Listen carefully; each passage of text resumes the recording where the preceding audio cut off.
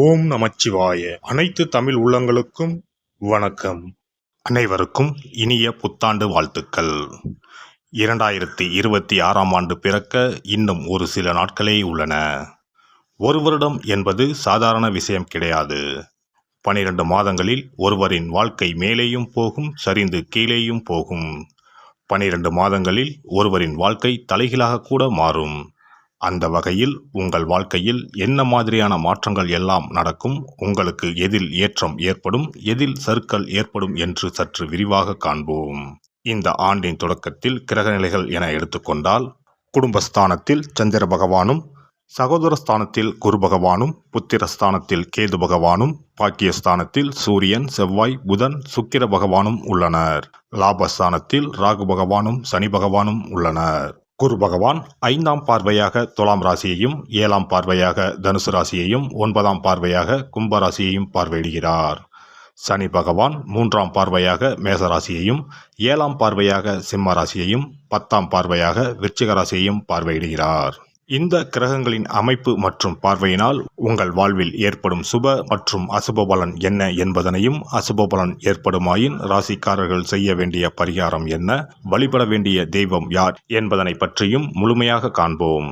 பிறக்கப் போகும் இந்த புது வருடம் உங்கள் வாழ்வில் வளமும் நலமும் செல்வ செழிப்பும் பெற்று வாழ்வில் உயரிய நிலையை அடைய எல்லாம் வல்ல எம்பெருமானை வேண்டி விரும்பி கேட்டுக்கொள்கிறேன். அனைவரிடமும் அன்பு மனதுடன் செயல்படும் கடகராசி அன்பர்களே, இந்த ஆண்டு இனிமையான பேச்சுக்கள் மூலம் எதிலும் வெற்றி அடைவீர்கள்.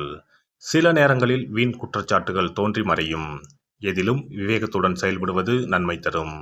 உடன் இருப்பவர்களின் செயல்கள் சில நேரங்களில் கோபத்தை உருவாக்கலாம். அமைதியை கையாள்வது உங்கள் மீதான நம்பிக்கையை மேம்படுத்தும். வழக்கு விஷயங்களில் இருந்து வந்த தாமதங்கள் மறையும். வீடு மற்றும் மனை மீதான கடன் சார்ந்த உதவிகள் கிடைக்கும். குடும்ப உறுப்பினர்களிடம் அனுசரித்து செல்லவும். வாழ்க்கை துணையின் ஆரோக்கியத்தில் ஏற்றம் இறக்கம் உண்டாகும். வீட்டின் தேவைகளை அறிந்து செயல்படுவதால் கையிருப்புகள் குறையும். உத்தியோகஸ்தர்களை பொறுத்தவரை இந்த ஆண்டு தங்கள் பணிகளில் கண்ணும் கருத்துமாக இருப்பது தேவையற்ற சிக்கல்களை குறைக்கும். மற்றவர்கள் விஷயங்களில் தலையிடுவதும் கருத்துக்கள் கூறுவதையும் தவிர்க்கவும். உடன் இருப்பவர்களிடம் தனிப்பட்ட விஷயங்களையும் குடும்ப விஷயங்களையும் பகிர்வதை தவிர்ப்பது நன்மையை தரும். வியாபாரிகளை பொறுத்தவரை இந்த ஆண்டு எதிர்பார்த்த முன்னேற்றங்கள் சாதகமாக அமையாவிட்டாலும் வருமானத்திற்கு குறைவில்லாமல் இருக்கும். வேலையாட்களின் ஒத்துழைப்புகள் மறைமுகமாக கிடைக்கும். வர்த்தக செயல்களில் விவேகத்துடன் செயல்படவும். தொழில் விரிவாக்கங்களில் சற்று கவனத்துடன் செயல்பட வேண்டும். பெண்களை பொறுத்தவரை இந்த ஆண்டு சூழ்நிலை அறிந்து செயல்பட்டு நினைத்ததை முடிப்பதற்கான வாய்ப்புகளை உருவாக்கிக் கொள்வீர்கள். எதிலும் ஆர்வமின்மையுடன் செயல்படுவீர்கள். இடமாற்றம் சார்ந்த முயற்சிகள் கைகூடும்.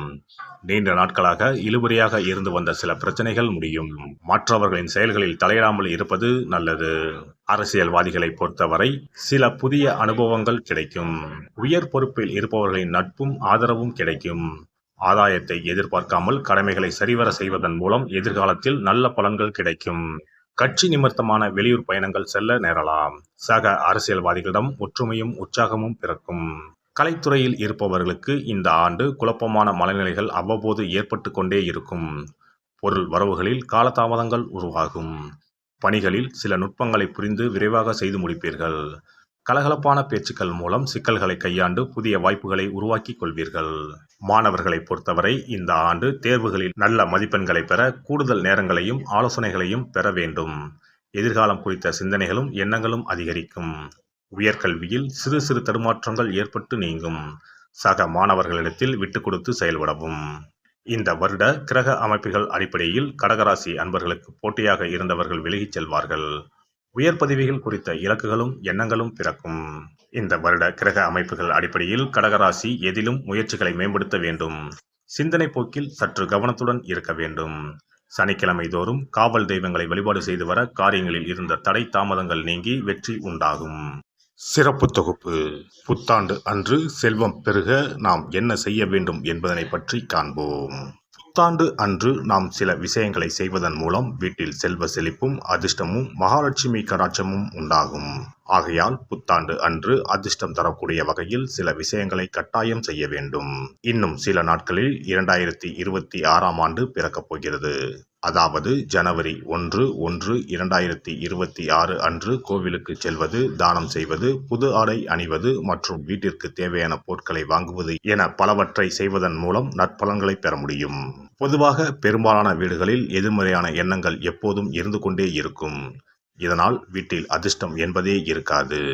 முக்கியமாக குடும்பத்தில் மகிழ்ச்சி என்பதே இருக்காது. இவை அனைத்திற்கும் தீர்வு கடவுள் வழிபாடு ஒன்றே ஆகும். கடவுளுக்கு உரிய பொருட்களை வாங்கி வழிபடுவதன் மூலம் வீட்டில் நேர்மறை ஆற்றல் பெருகி குடும்பத்தில் மகிழ்ச்சியும் செல்வ செழிப்பும் உண்டாகும். புத்தாண்டு அன்று வாங்க வேண்டிய 3 முக்கியமான பொருள்: துளசி இலை, ஏலக்காய், கல்உப்பு. துளசி இலை, ஏலக்காய், கல்உப்பு ஆகிய 3ம் மகாலட்சுமியின் அம்சம். ஆகையால் வருடத்தின் முதல் நாள் அன்று மேற்கூறிய 3 பொருட்களை வாங்குவதன் மூலம் வீட்டில் செல்வ செழிப்பு உண்டாகும். துளசி இலையை வாங்கி வந்து பூஜை அறையில் பெருமாளுக்கும் ஆண்டாளுக்கும் வைத்து வழிபட வேண்டும். அடுத்து ஏலக்காய் வாங்கி வந்து பூஜை அறையில் விளக்கின் அருகில் வைத்து வழிபட வேண்டும். செல்வ செழிப்பு உண்டாக்குவதில் கல்உப்பு முக்கியமான பொருளாகும். ஆகையால் கல்உப்பை வாங்கி கட்டாயமாக பூஜை அறையில் வைத்து வழிபட வேண்டும். வாங்க வேண்டிய பிற பொருட்கள் என எடுத்துக்கொண்டால் மல்லிகைப்பூ, மஞ்சள், குங்குமம், சர்க்கரை, இனிப்பு, பசும்பால், குத்துவிளக்கு ஆகியவற்றையும் வாங்கலாம். புத்தாண்டு அன்று அதிகாலை எழுந்து குளித்து பிரம்ம முகூர்த்தத்தில் பூஜை அறையில் விளக்கேற்றி வழிபட வேண்டும். அடுத்து கோவிலுக்கு சென்று அபிஷேக பொருள் வாங்கி கொடுத்து தரிசனம் செய்ய வேண்டும். முக்கியமாக புத்தாண்டு அன்று ஏழை எளியவர்களுக்கு தானம் செய்ய வேண்டும். மேலும் அறுசுவை உணவுகளை சமைத்து கடவுளுக்கு படையலிட்டு வழிபடுவது நல்லது. புத்தாண்டு அன்று பிறருக்கு கடன் தரக்கூடாது. நல்ல நாட்கள் மற்றும் விசேஷ நாட்களில் பிறருக்கு கடன் கொடுப்பதன் மூலம் வீட்டில் அதிர்ஷ்டம் குறையும். ஆகையால் சுப நாட்களில் பிறருக்கு கடன் அளிப்பதை முற்றிலும் தவிர்த்து விடுங்கள். புத்தாண்டில் நமக்கு நன்மைகள் அதிகம் நடைபெற வேண்டும். 2025ஆம் ஆண்டில் சந்தித்த பிரச்சனைகள், துன்பங்கள், போராட்டங்கள், கஷ்டங்கள் ஆகியவற்றில் இருந்து விடுபட வேண்டும் என்பதே அனைவரின் விருப்பம். புத்தாண்டு பிறப்பதற்கு முன் எந்தெந்த பொருட்களை நம்முடைய வீட்டில் இருந்து அகற்ற வேண்டும், இவற்றை வீட்டில் வைத்திருப்பதால் என்னென்ன பாதிப்புகள் ஏற்படும் என்பதையும், இவற்றை அகற்றுவதால் புத்தாண்டில் என்னென்ன நன்மைகளை பெற முடியும் என்பதை பற்றியும் தெரிந்து கொள்வோம். வீட்டில் இருந்து உடைந்த அல்லது சேதமடைந்த பொருட்களை அகற்றுவதால் துர் அதிர்ஷ்டங்கள் ஏற்படுவதில் இருந்து விடுபடலாம். இவைகள் எதிர்மறை ஆற்றல்களை எளிதில் ஏற்கக்கூடியவையாகும். உடைந்த பொருட்கள், பழுதான சாதனங்கள், விரிசல் விழுந்த கண்ணாடி, உடைந்த நாற்காலி ஆகியவற்றை வீட்டில் இருந்து அப்புறப்படுத்திவிட்டு புதியவற்றை வாங்கலாம். நல்ல நிலையில் இருக்கும் பொருட்களாக மாற்றுவதால் வளர்ச்சி, நேர்மறை ஆற்றல்கள் ஏற்படும். பழைய துணிகள், புத்தகங்கள், பாத்திரங்கள் ஆகியவற்றை வீட்டில் இருந்து வெளியேற்றி விடலாம். வேறு யாருக்காவது தானமாகவும் அல்லது மறுசுழற்சி முறையில் பயன்படுத்தக்கூடியதாகவும் மாற்றி அமைக்கலாம். இதனால் நேர்மறையான விஷயங்கள் எப்போதும் வீட்டில் நடந்து கொண்டே இருக்கும். தேங்கிய நீர், காய்ந்த பூக்கள் ஆகியவற்றை வீட்டில் இருந்து தூக்கி எறிவதால் எதிர்மறை ஆற்றல்கள் வீட்டில் பரவுவதை தடுக்கலாம். புதிதாக இருக்கும் மலர்கள், புதிய தண்ணீர் ஆகியவற்றால் வீட்டில் எப்போதும் புத்துணர்ச்சி நிறைந்திருக்கும், மகிழ்ச்சி மலரும். காலாவதியான உணவுப் பொருட்கள், மருந்துகள், அழகு சாதன பொருட்களை வீட்டில் வைத்திருப்பதால் வீட்டில் தேக்க நிலை, எதிர்மறையான சூழல் இருந்து கொண்டே இருக்கும். இதனால் வீட்டில் அடிக்கடி நோய்களும் வந்து கொண்டே இருக்கும்.